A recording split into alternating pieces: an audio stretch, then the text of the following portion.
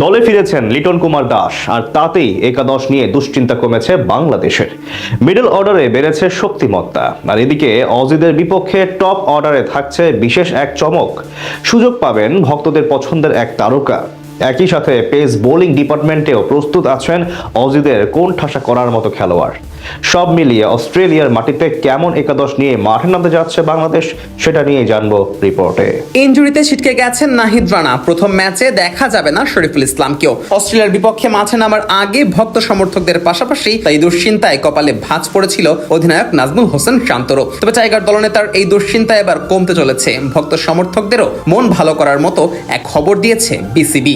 জানিয়ে দিয়েছে ইনজুরি কাটিয়ে প্রথম ম্যাচের স্কোয়াডে ফিরছেন লিটন কুমার দাস। খুব শীঘ্রই দলের সঙ্গে যোগ দেবেন তারকা এই ক্রিকেটার। আর লিটনের ফেরাতে একাদশ নিয়েও কিছুটা স্বস্তি এসেছে টাইগারদের মাঝে। সেই সাথে মিডল অর্ডারেও বেড়েছে শক্তিমত্তা। অস্ট্রেলিয়ার বিপক্ষে বাংলাদেশের একাদশে ফিরতে পারেন সৌম্য সরকার। সবশেষ 2021 সালে বাংলাদেশের সাদা জার্সি গায়ে জড়ান সৌম্য। এরপর থেকে আর এই ফরম্যাটে আন্তর্জাতিক ক্রিকেটে খেলা হয়নি বাঁহাতি এই তারকা ব্যাটারের। তবে ঘরোয়া ক্রিকেটে লাল বলে নিজেকে প্রমাণ করেছেন সৌম্য। এনসিএলও হয়েছেন সর্বোচ্চ রান সংগ্রাহক। তাই তো অস্ট্রেলিয়ার বিপক্ষে মহা গুরুত্বপূর্ণ এই সিরিজের আগে তাকে আবারও ফিরিয়ে এনেছে বাংলাদেশ। তার উপর আবার টপ অর্ডারে বারংবার ব্যর্থতার পরিচয় দিচ্ছেন মাহমুদুল হাসান জয়, জাকির হাসানের মতো তারকারাও। নতুন বলে অজি পেসারদের সামনে তাই অভিজ্ঞ ব্যাটারের উপরই ভরসা করবে লাল সবুজেরা। তবে ওপেনিং এ সৌম্যর সঙ্গী কে হবেন এটা নিয়ে বেশ দ্বিধায় আছে টিম ম্যানেজমেন্ট। এই আলোচনায় আছে তানজিদ হাসান তামিম ও সাদমান ইসলামের নাম। যদিও ব্যাট হাতে ছন্দে নেই সাদমান, তাই তরুণ ব্যাটার তামিমের দিকে নজর পড়তে পারে টিম ম্যানেজমেন্টের। তবে যদি আবার অভিজ্ঞতার কথা চিন্তায় আসে তাহলে সুযোগ পেতে পারেন সাদমান। ওপেনিং নিয়ে তাই কিছুটা ধোঁয়াশা থাকলেও মিডল অর্ডার নিয়ে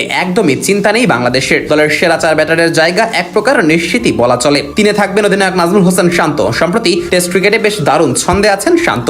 অস্ট্রেলিয়ার মাটিতেও সেই একই ধারা বজায় থাকবে এমনটাই চাওয়া ভক্ত সমর্থকদের। অন্যদিকে চারে থাকবেন অভিজ্ঞ মুমিনুল হক এবং পাঁচে নামার জায়গাটা একান্তই নিজের করে নিয়েছেন মুশফিকুর রহিম। এত বছরের লম্বা ক্যারিয়ারে প্রথমবারের মতো অস্ট্রেলিয়ার মাটিতে খেলতে যাওয়ার সৌভাগ্য পেয়েছেন এই দুই তারকা। স্বাভাবিকভাবেই তারাও নিজেদের সামর্থ্যের প্রমাণ দেওয়ার জন্য বেশ মুখিয়ে আছেন। 6 নম্বরে খেলবেন লিটন দাস। এমনকি উইকেট কিপারের দায়িত্বটাও সামলাতে পারেন তারকা এই ক্রিকেটার। লিটন দলে আসায় মিডল অর্ডারে যেমন শক্তি বেড়েছে, তেমনি দলের আত্মবিশ্বাসও বেড়ে গেছে কয়েক গুণ। এদিকে 7 নম্বরে অলরাউন্ডার কোটায় থাকছেন মেহেদী হাসান মিরাজ। ডান হাতি অফ স্পিনে জাদুতে অজিদের কুপকাত করার পাশাপাশি ব্যাট হাতেও কার্যকর ভূমিকা রাখতে পারেন এই নির্ভরযোগ্য ক্রিকেটার। এছাড়া বিশেষজ্ঞ স্পিনার হিসেবে একাদশে থাকছেন তাইজুল ইসলাম। লাল বলের ক্রিকেটে দেশের সফলতম এই বোলারের কাঁধেই থাকবে অজি ব্যাটিং লাইন আপে ধস নামানোর গুরুদায়িত্ব। অন্যদিকে পেস বোলিং ইউনিটে নাহিদ রানা ও শরীফুলের অনুপস্থিতি টাইগারদের কিছুটা ভাবালেও প্রস্তুত আছে বিকল্প। শরীফুলের বদলি হিসেবে একাদশে থাকছেন হাসান মাহমুদ। আর নাহিদের জায়গায় আপাতত এগিয়ে আছেন গদি তারকা মুশফিক হাসান। অপেক্ষায় আছেন প্রথমবারের মতো বাংলাদেশের জার্সি